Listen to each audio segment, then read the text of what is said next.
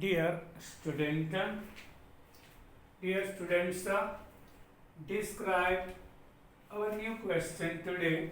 How are you? I hope everything all right. Explanation of line spectrum of hydrogen with help of Bohr's theory. In the last lecture, we discussed about Bohr's atomic model. Now, on the basis of it, we can explain our line spectra. Yes, we discussed about it. We get line spectra of the hydrogen atom, and we can explain using Bohr's model.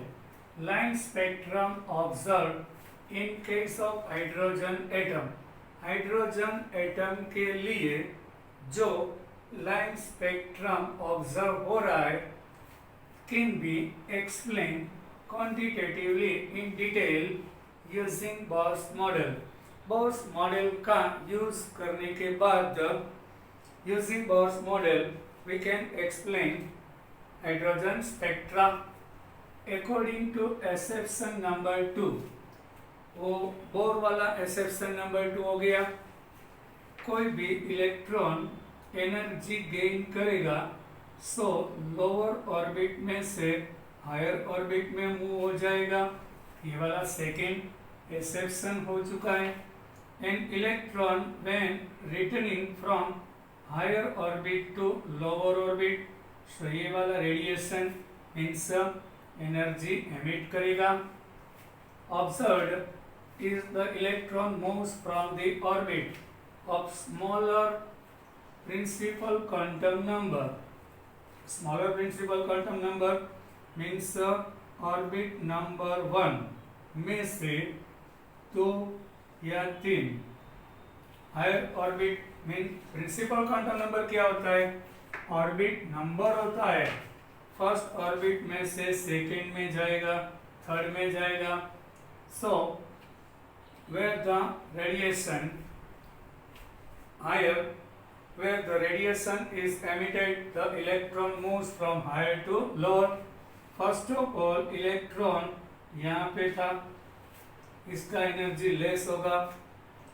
वो energy gain करने के बाद अपर orbit में जाएगा, higher quantum number में जाएगा, फिर वहाँ से रिटर्न होगा क्योंकि उसका स्टेबल स्टेज कौन सा है?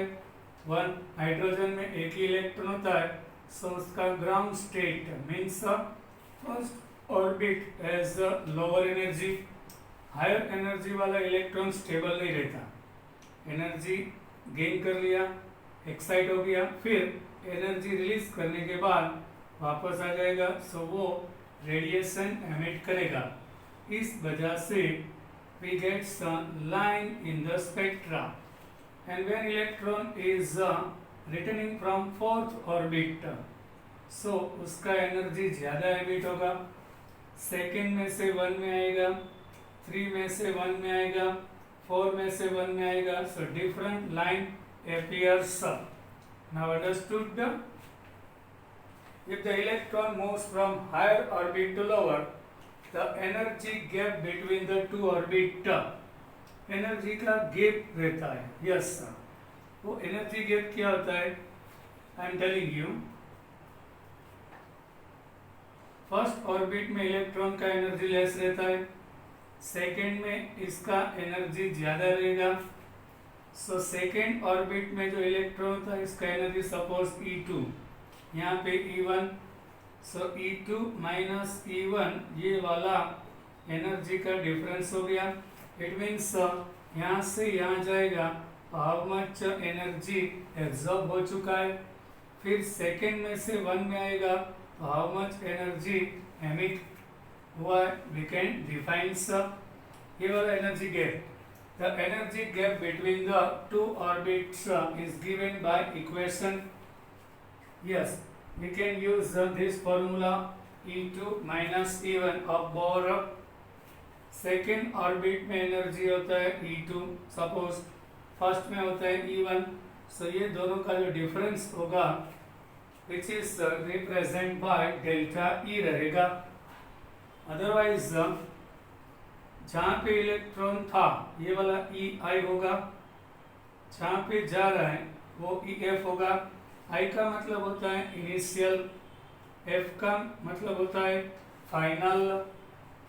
सो e f minus e i, so e i, yes, according to Bohr's model उसका इनिशियल स्टेज में एनर्जी क्या होगा, minus r h upon n square f. ये n square f n f क्या हो गया, फाइनल ऑर्बिट नंबर हो गया। इनिशियल होगा तो ई i, so e I electron जहाँ पे था ये वाला ई आई, सो उसका energy minus r h upon n square i रहेगा।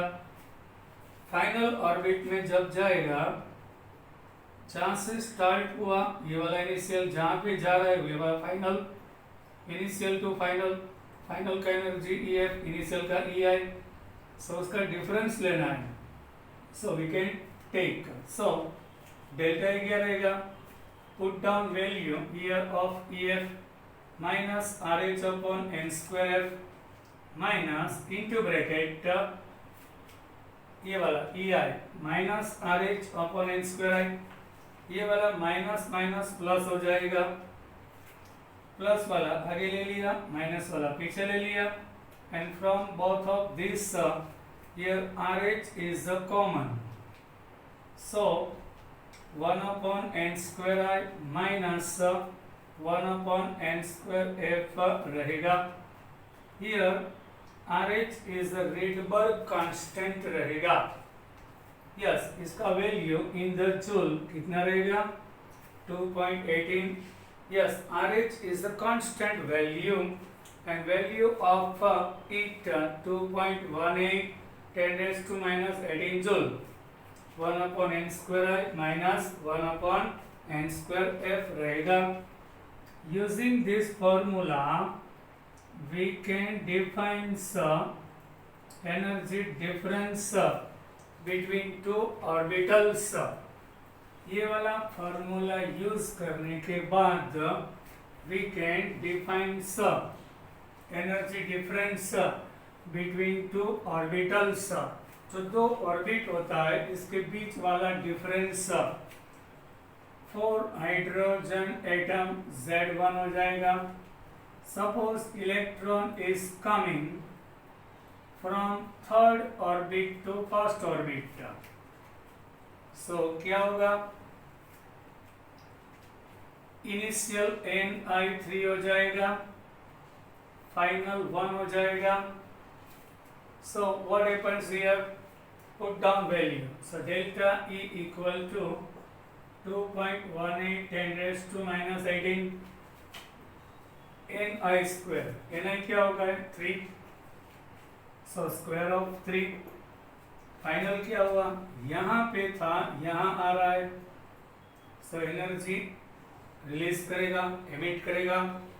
then here is 1, so 2.18 10 raised to minus 18, so 1 upon 9 minus 1 upon 1, so उसका क्रॉस मल्टीप्लिकेशन लेने के बाद 1 minus 9 upon 9, यहाँ 9 जाएगा यहाँ 1 जाएगा, so 2.18 10 raised to minus 18, here minus 8 by 9, so overall answer is minus 2.18 10 raised to minus 18 by 9 joule रहेगा। Why here our answer is minus? Energy actually minus नहीं होता, जब एब्सॉर्ब करेगा तो ये पॉजिटिव आएगा। इलेक्ट्रॉन अपर लेवल में से लोअर लेवल में आएगा, सो एनर्जी एमिट कर रहा है, सो ये माइनस वाला वैल्यू एमिटिंग हो रहा है या एब्सॉर्बिंग वो दिखा रहा है। तो थर्ड में से फर्स्ट में आएगा तो एनर्जी इसका डिक्रीज होगा, सो ये रिलीज कर रहा है, सो इसका मीनिंग रहता है रिलीजिंग एनर्जी। एनर्जी माइनस नहीं होता, energy never should be negative, here it means releasing energy, releasing nature होता है।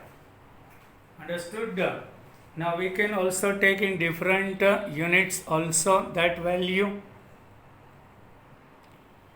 Now एनर्जी डिफरेंस तो मिल गया स्टूडेंट, पर जब इलेक्ट्रॉन वन ऑर्बिट में से अनदर ऑर्बिट में जा रहा है तो एनर्जी एब्जॉर्ब करेगा। तो ये वाला जो रेडिएशन होता है उसका फ्रीक्वेंसी कितना होगा? जब सेकेंड में से फर्स्ट में आएगा तो एनर्जी रिलीज करेगा in the form of radiation, wave emit करेगा तो उसका फ्रीक्वेंसी होगा। So we can define frequency, ये वाला साइन न्यू रहेगा।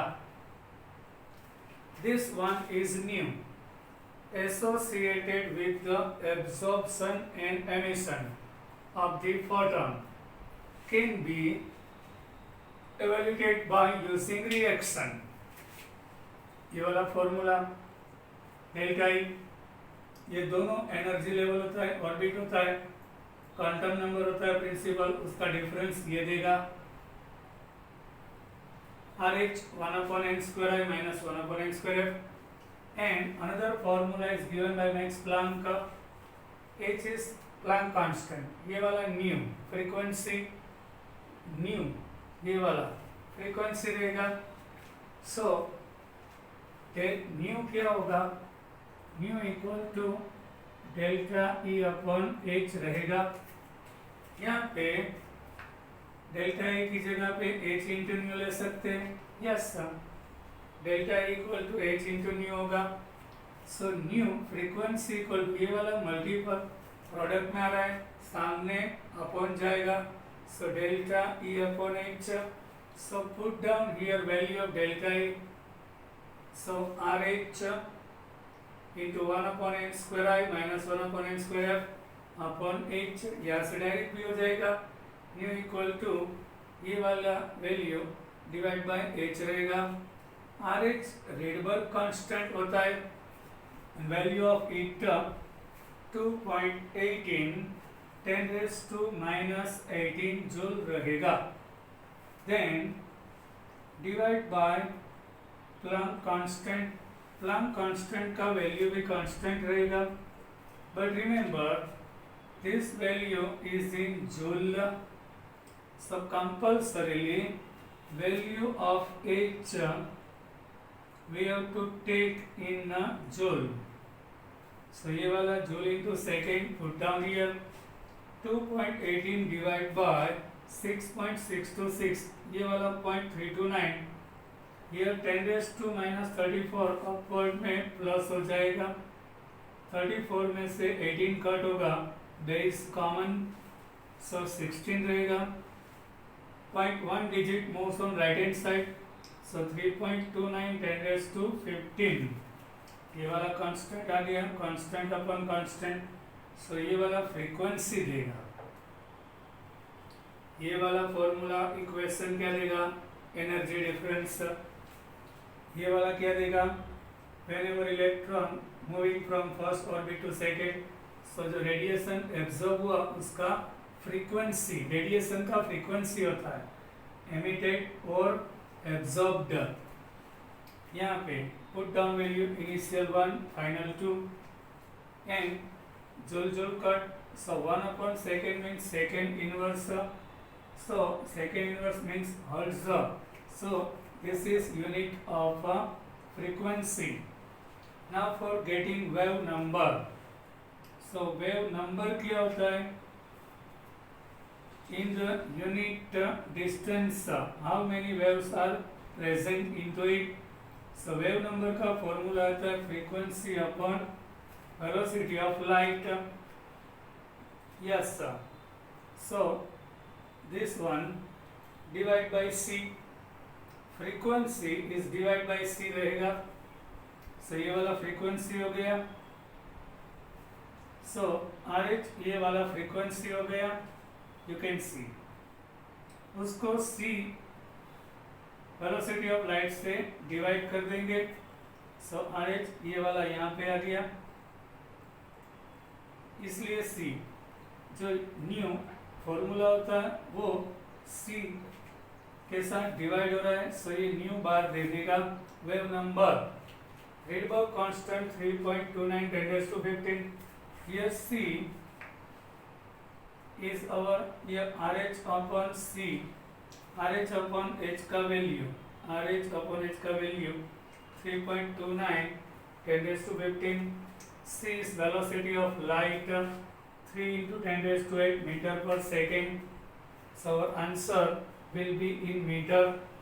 यहाँ पे सेकेंड इनवर्स कट, सो 1 अपॉन मीटर, मीटर इनवर्स रहेगा 3.29 डिवाइड बाई 3 1.09677, ये वाला 8 अपवर्ड जाएगा, सो 10 रेज टू 15 इंटू -8 होगा, सो 15 में से 8 कट होने के बाद 10 रेज टू 7 रहेगा 1096770 in meter inverse. If for getting in centimeter inverse, actually metre का सेंटीमीटर करना होता है ना तो 100 से मल्टीप्लाई होगा, बट मीटर इनवर्स का सेंटीमीटर इनवर्स होता है, सो 100 से डिवाइड होगा.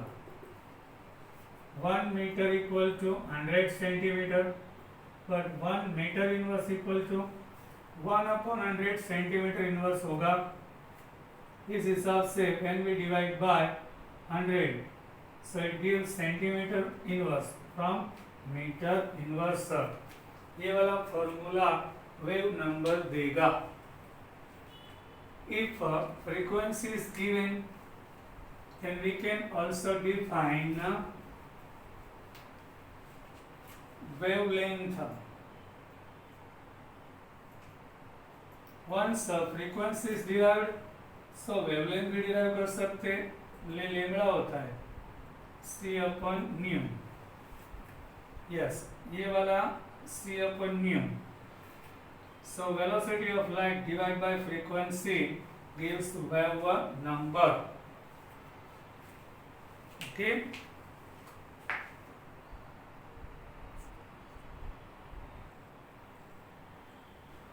In the case of absorption spectrum, initial में से फाइनल में इलेक्ट्रॉन जा रहा है, term in the parenthesis positive, final is higher, ये वाला NF, ये वाला NI, इलेक्ट्रॉन सपोज यहाँ था, यहाँ पे जा रहा है, सो ये वाला इलेक्ट्रॉन क्या करेगा, एनर्जी एब्सॉर्ब करेगा. सो डेल्टा E का वैल्यू पॉजिटिव रहेगा. वाई EF का वैल्यू मोर एनर्जी में से लोअर एनर्जी सब्सट्रैक्ट होगा, यहाँ पे लोअर एनर्जी में से हायर एनर्जी में इलेक्ट्रॉन गया. So what happens that final का एनर्जी बिग, इनिशियल का लेस, सो बिग वैल्यू में से लेस वैल्यू होगा तो ये वैल्यू पॉजिटिव आएगा एंड एनर्जी एब्जॉर्ब्ड होगा. Other and in case of emission spectrum, ये वाला एब्जॉर्प्शन स्पेक्ट्रम आएगा, इलेक्ट्रॉन एनर्जी एब्जॉर्ब कर रहा है, सो ये वाला एब्जॉर्बिंग नेचर हो गया, एब्जॉर्ब्ड हो रहा है, बट इलेक्ट्रॉन इज इनिशियल ये और ये final, so initial is higher and final is lower. So क्या होगा, हायर एनर्जी में से लोअर में आएगा तो एनर्जी रिलीज करेगा, ये वाला एब्जॉर्बिंग स्पेक्ट्रम देगा, ये वाला एमिशन स्पेक्ट्रम देगा. वाई इनिशियल का वैल्यू एनर्जी मोर और फाइनल का लेस, so initial का more, final का less, so here will be negative value and energy should be released. The expression delta E we discussed. Energy difference of two orbit, electron यहाँ से यहाँ गया तो energy absorb करेगा, यहाँ से वापस आ रहा है तो एनर्जी रिलीज करेगा. So we can define by using this equation. ये इक्वेशन क्या इंपॉर्टेंट रहेगा, इलेक्ट्रॉन एक ऑर्बिट में से दूसरा ऑर्बिट में जा रहा है, सो कितना एनर्जी एब्सॉर्ब्ड हुआ. अदरवाइज हायर लेवल में से लोअर पे जाएगा, सो कितना एनर्जी रिलीज हुआ वी कैन डिफाइन। RH क्या होता है? Rydberg constant 2.18 10⁻⁻18 joule 1/n² I minus 1/n² F is similar to that used। ये वाला फॉर्मूला बोर का मॉडल में से आया, but this type of same value derived by Rydberg new bar. Yes, इसमें से भी न्यू बार डिराइव किया था।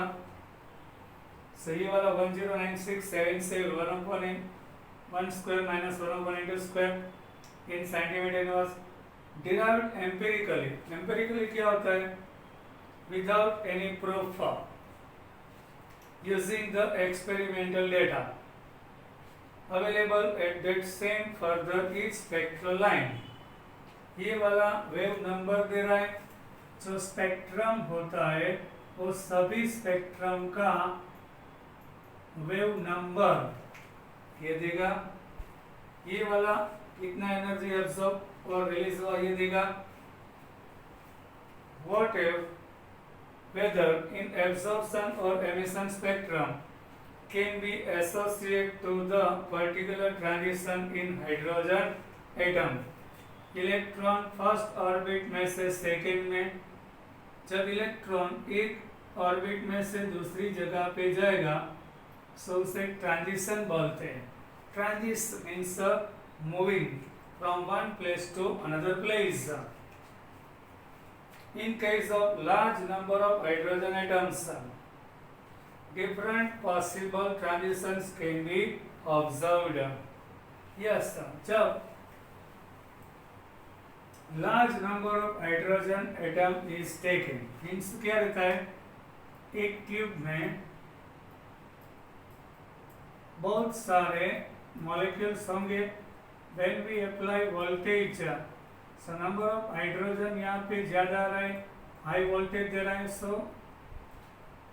कोई एक हाइड्रोजन इलेक्ट्रॉन फर्स्ट में से सेकेंड में जा रहा है, किसी अनदर हाइड्रोजन में फर्स्ट में से इसने थोड़ा कम एनर्जी एब्जॉर्ब किया, सो फर्स्ट में से सेकेंड में, किसी में ज्यादा एब्जॉर्ब किया फर्स्ट में से थर्ड में, सो ये लाइन दे रहा है। ये वाला दूसरा देगा, यहाँ से फोर्थ में जाएगा। कोई एटम ऐसा होता है जिसका फर्स्ट ऑर्बिट वाला इलेक्ट्रॉन डायरेक्टली फोर्थ ऑर्बिट में जा रहा है, सो ये वाला डिफरेंट तरह का लाइन दे देगा। Then after if more energy absorb हो जाएगा तो इन्फिनाइट ऑर्बिट में चला जाएगा, तो हाइड्रोजन एटम नहीं रहेगा, आयन बन जाएगा। Large number of hydrogen atom, different possible transitions. ये वाला ट्रांजिशन किया फर्स्ट में से सेकंड, ये वाला फर्स्ट पॉसिबिलिटी। ट्रांजिशन हुआ मीन्स प्लेस चेंज हुआ, फर्स्ट में से थर्ड में गया, फर्स्ट में से फोर्थ में गया, फर्स्ट में से फिफ्थ में गया। इस वजह से फर्स्ट में से सेकंड में गया, वन लाइन मिलेगा, फर्स्ट में से थर्ड में जाएगा, सो उसका वेवलेंथ और फ्रीक्वेंसी यहाँ से डिफरेंट होगा, सो दूसरा लाइन देगा। यहाँ तीसरा 4 5 ऐसा लाइन मिलेगा। Different can observe and thus leading to large number of spectral line। जब इलेक्ट्रॉन एक ही होता है तो उसके पास जो ऑर्बिट होता है वहाँ पे ट्रांजिट हो रहा है, फर्स्ट में से सेकंड में जाएगा, फर्स्ट लाइन मिलेगा, फर्स्ट में से थर्ड में जाएगा, दूसरा लाइन देगा, ताकि यहाँ से यहाँ जाएगा, लेस एनर्जी एब्जॉर्ब किया, सो रिलीजिंग एनर्जी भी लेस होगा, सो वेवलेंथ उसका शॉर्ट हो जाएगा, वेवलेंथ बिग हो जाएगा, यहाँ ज़्यादा एनर्जी एब्जॉर्ब करेगा, सो उसका वेवलेंथ इनवर्सली प्रोपोर्शन में लेस होगा। So different wavelength having lines appear in the spectra. The brightness of intensity of spectral line depends upon the number of photon of same wavelength और frequency. Yes, this last line is very important. Now listen,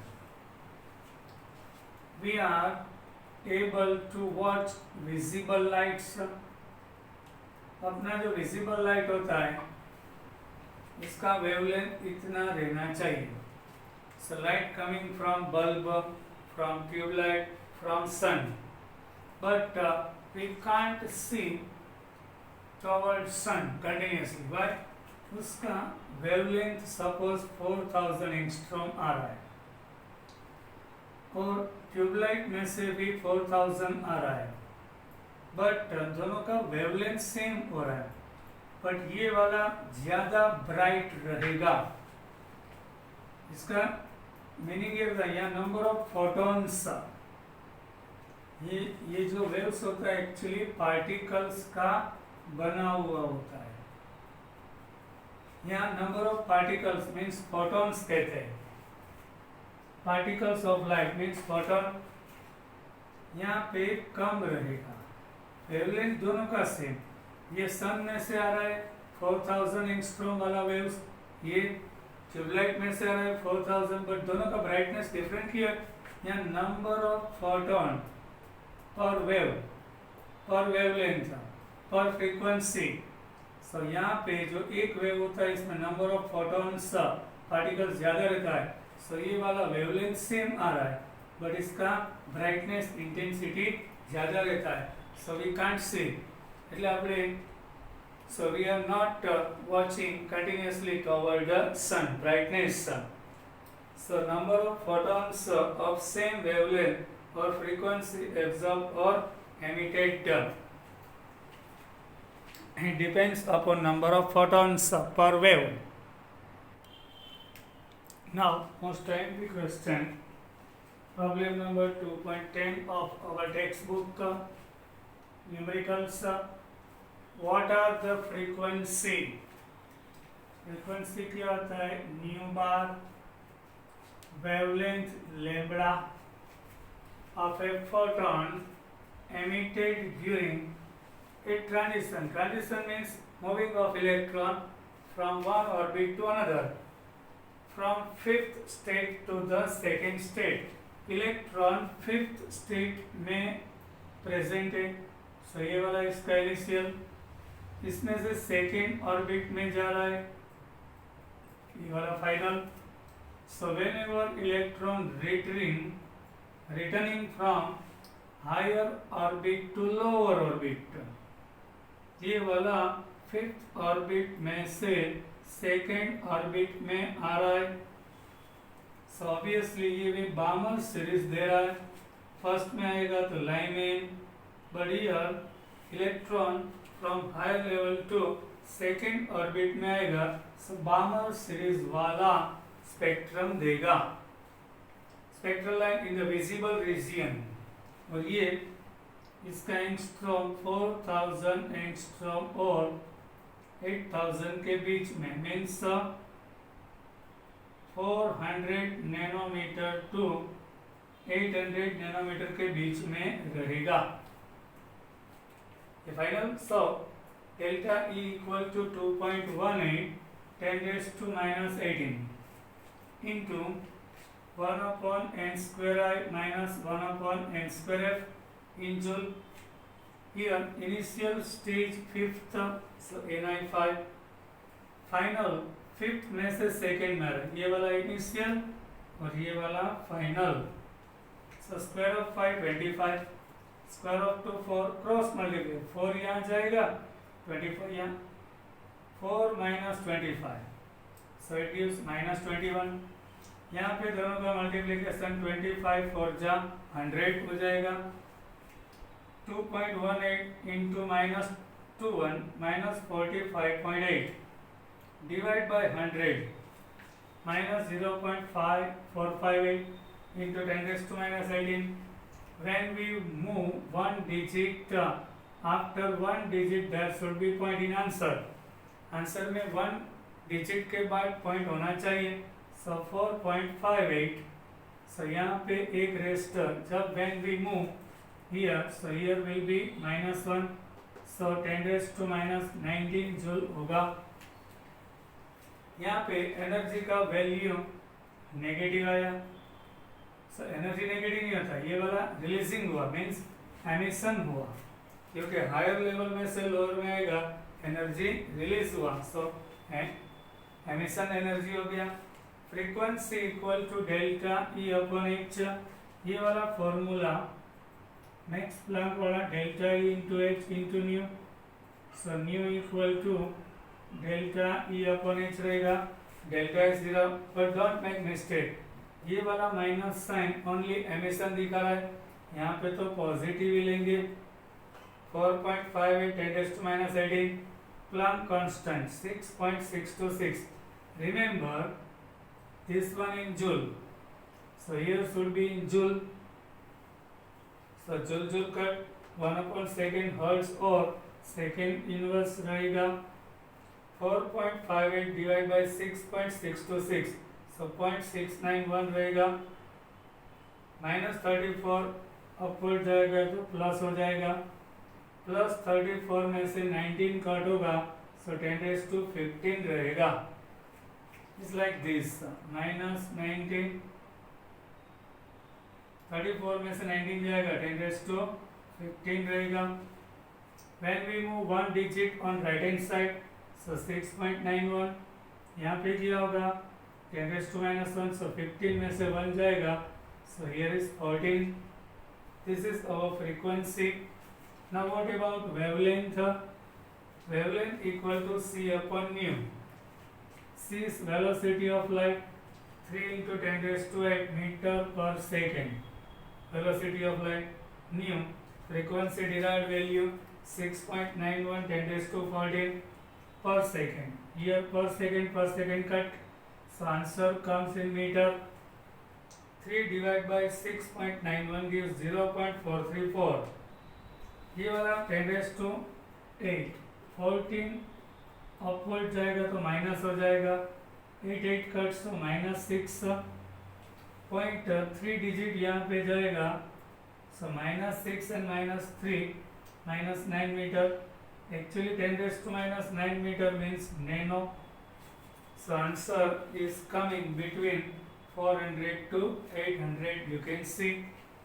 So ये वाला जो radiation emit हुआ उसका wavelength 434 nanometre रहेगा।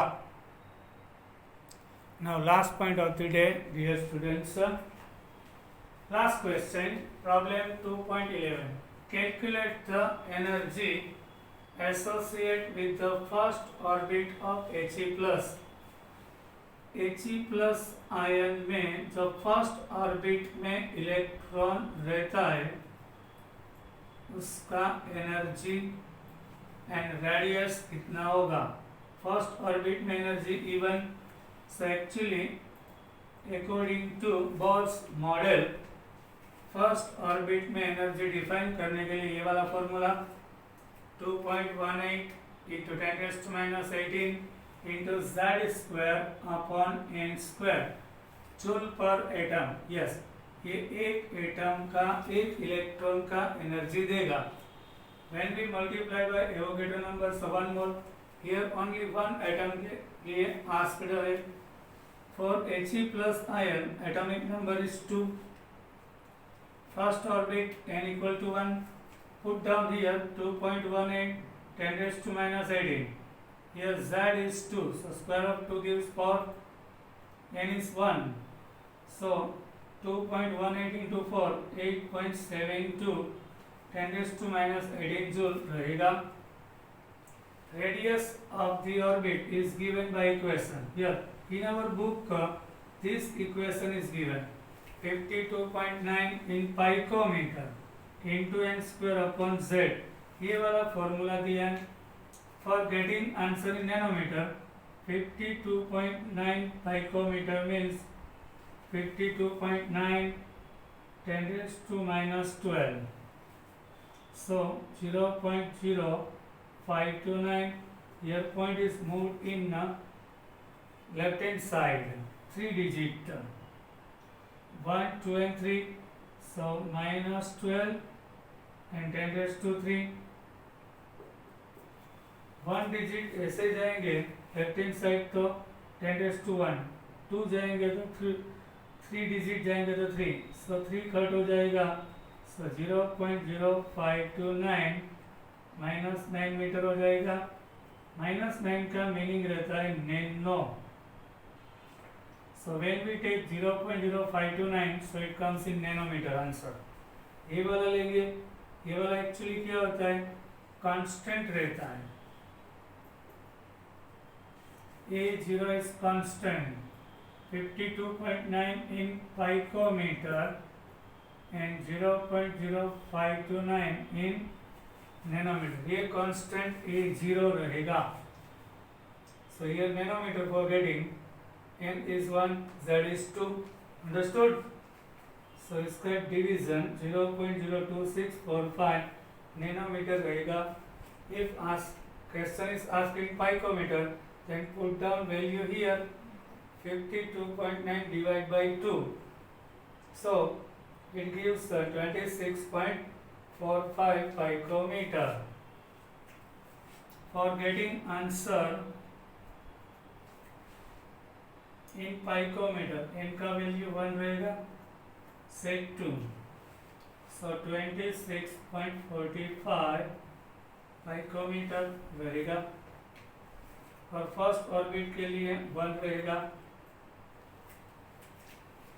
Now bye.